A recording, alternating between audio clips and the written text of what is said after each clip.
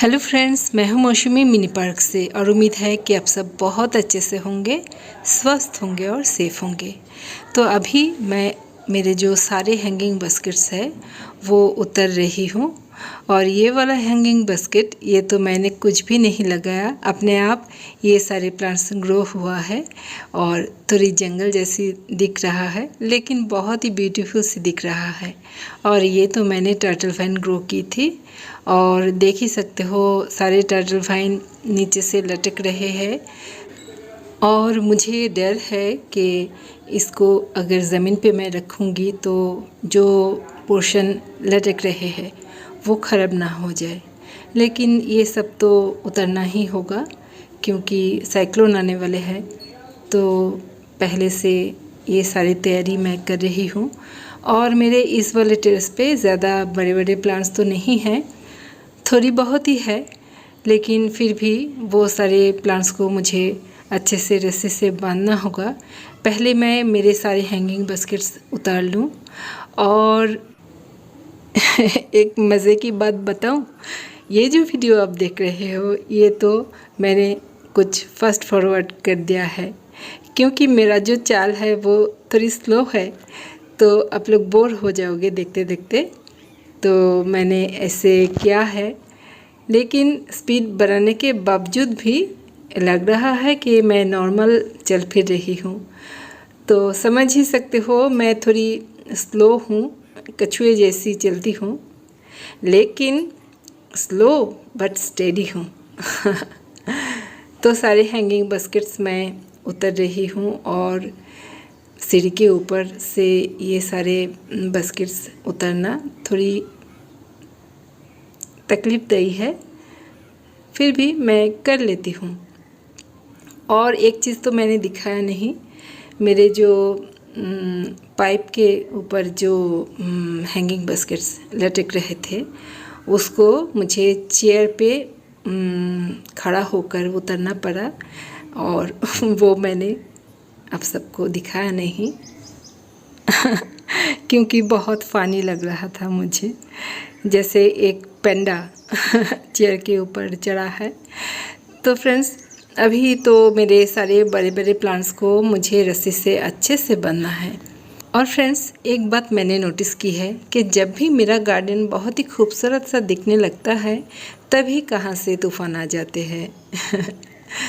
तो अभी मैं अपनी जो नाग चंपा काफ़ी सारे इधर है उसको अच्छे से बांध रही हूँ। अक्सर ये जो नाग चंपा है जब भी फ्लावरिंग शुरू होता है उस पे तभी तूफ़ान भी आते हैं और इसके जो कलियाँ वो सारे उड़ा कर ले जाते हैं। लेकिन वही बात, जब मैं इस वीडियो पे वॉइस ओवर दे रही थी तो मेरा चाल देखकर मुझे बहुत ही आनंद मिल रहा था क्योंकि मैं नॉर्मल चल फिर रही हूँ ये देख रही थी, तो मुझे बहुत ही आनंद मिल रहा था। बहुत दिन हो गए कि मैं बहुत ही स्लो हो गई हूँ और उसका कारण भी है, हेल्थ इशू है और उसके साथ मेरा तो उम्र भी बहुत बढ़ गई है, तो ऐसा है कारण। लेकिन मुझे इतना स्पीडीली काम करते हुए देखकर मुझे तो बहुत ही खुशी महसूस हो रही है और पता नहीं क्यों आज मैं इतना बकबक कर रही हूँ। बहुत बात करने की मन हो रही है काम करते करते। तो आज है फाइनल डे, आज मैं कुछ मेरे मिट्टी के पॉट नीचे उतरने वाली हूँ और मेरे किसी फ्रेंड ने मुझे ये दिखाने को रिक्वेस्ट किया था कि मैं कैसे अपनी पॉट की अरेंजमेंट करती हूँ। और इस प्लांट का नाम क्या है? इस प्लांट का नाम है क्रॉसेंड्रा और बहुत ही बढ़िया प्लांट है। तो मेरा जो टेरेस पे टाइल का काम हुआ था तब मैंने जो स्कार्टिंग वाले पोर्शन है वो कुछ इस तरह किया था, एक सीढ़ी की तरह इधर से लेके उधर तक एल टाइप की मैंने इस तरह किया था क्योंकि मैं एक लाइन पॉट की रख सकूं और सामने मेरा रहता है ये स्टैंड। तो स्कर्टिंग वाले पोर्शन पे एक लाइन और स्टैंड के ऊपर एक लाइन और फिर ज़मीन के ऊपर एक लाइन, ऐसे करके 3 लेयर्ड गार्डन सेटअप मेरा है। और ज़मीन पे मैं कोशिश करती हूँ कि ऐसी पॉट रखूँ ताकि उसका थोड़ी बहुत स्टैंड हो, ताकि पानी वगैरह जम नहीं पाए। तो कुछ इस तरह मैं करती हूँ। तो जिन्होंने भी मुझे ये पूछे हो शायद समझ गए होंगे। तो अभी ये सारे बिखरे हुए चीज़ें तो मुझे समेटनी है। और ये सारे जो पॉट है कितना सुंदर दिख रहा है, लेकिन मुझे नहीं लगता कि ये इतना सुंदर रह पाएंगे। तो जैसे कि मैंने बोला है, सारे प्लांट्स को मुझे समेटना है, तो सारे कामकाज हो चुकी है और मैं बहुत ही थक गई भी हूँ। लेकिन मुझे तो दिखाना है आप सबको किस तरह मैंने अपने प्लांट्स को रख दिया है। तो मेरे सारे हैंगिंग बास्केट्स, हैंगिंग प्लांट्स कुछ इस तरह रख दिया है। और ये ब्लू डेस्क प्लांट है, किसी फ्रेंड ने इस प्लांट के बारे में भी पूछे थे। और इस पॉट में देख सकते हो मल्टीपल प्लांट्स इधर है और काफ़ी खूबसूरत दिख रहा है। और ये है मेरे ज़ीनिया जो कि मुझे फ्री में मिला था। बहुत ही बढ़िया इसका जो कलर है। और मुझे सीड बनानी है। 2 प्लांट मुझे मिले थे, एक इस तरह दिखता है और एक पिंक। और ये पिंक वाला थोड़ा छोटा है फ्लावर।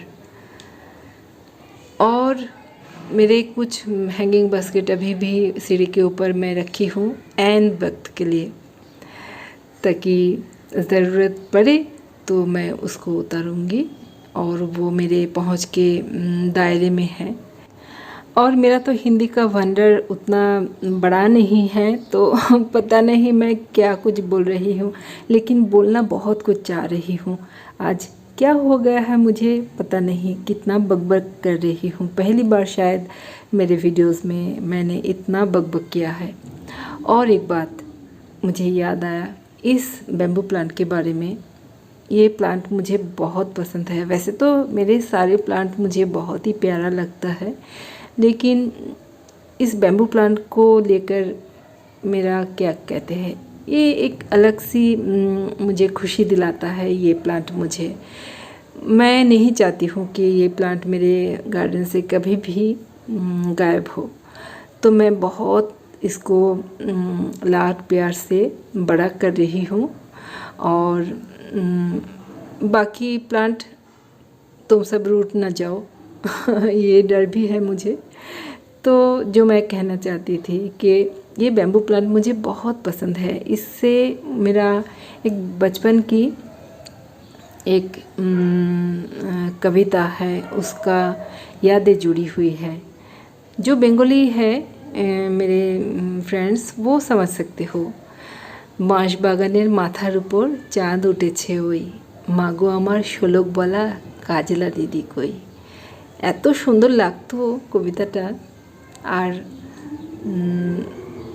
সেই ছোট্টবেলা থেকেই আমার খুব ইচ্ছে ছিল যে আমার বাড়িতে বেশ বাঁশের ঝাড় থাকবে।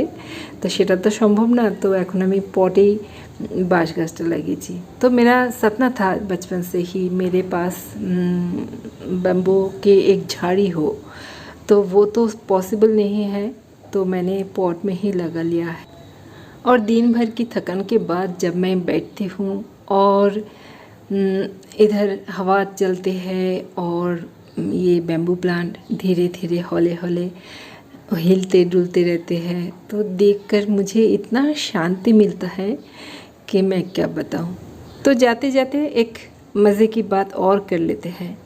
मैंने बहुत बार कोशिश की कि मैं अपनी मन की बात आप सबके सामने रखूं, लेकिन मेरी जो लैंग्वेज है वो मुझे पीछे खींचती है। जो मैं अपनी लैंग्वेज में एक्सप्रेस कर पाती हूँ वो हिंदी में नहीं कर पाती हूँ, क्योंकि मेरे पास उतना स्टॉक ऑफ वर्ड्स नहीं है हिंदी में। फिर भी कर लेती हूँ और आप सब भी सहन कर लेते हो। असल में एक एक दिन ऐसा आता है जब बहुत कुछ कहने को मेरा मन करता है, तो शायद आज वही एक दिन है।